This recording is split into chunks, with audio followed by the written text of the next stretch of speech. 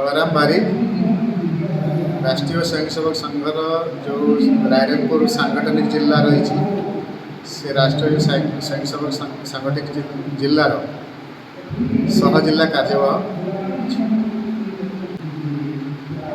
संघर जो 100 वर्ष पूर्ति उपलक्षे शताब्दी वर्ष चलती से शताब्दी वर्ष उपलक्षे संघ 2025 विजया दशमी ठारू 2026 विजया दशमी पर्यंत 100 वर्षर पूर्ति उपलक्षे 1 वर्ष धरिकी विभिन्न कार्यक्रम करिब से दृष्टि प्रथम कार्यक्रम विजया दशमी आरंभ होता उद्घाटन कार्यक्रम प्रत्येक मंडल रे उद्घाटन कार्यक्रम है स्वयंसेवक मैंने एकाठी उद्घाटन कार्यक्रम रे समस्त गणवेश भाग नहीं। द्वितीय कार्यक्रम चलती युवा सम्मेलनी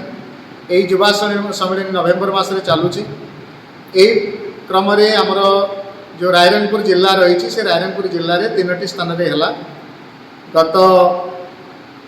26 तारीख दिन करंजिया रे होता 2 नवेम्बर रायरंगपुर है आज 9 तारीख जशीपुर होची। युवक मान भितर युवक माने राष्ट्रीय स्वयंसेवक को जानतु राष्ट्रीय स्वयंसेवक संघ कौन करुछि ता विषय जानवे एवं आगामी जो भारत वर्ष भारत को परम वैभवशाली करने युवक मानकर भूमिका कौन से विषय हृदबोध है निजर कार्यपंथा निर्णय करंतु एवं संघर प्रत्यक्ष कार्य जोग दे जड़े देशप्रेमी भाव में राष्ट्रीय स्वयंसेवक संघर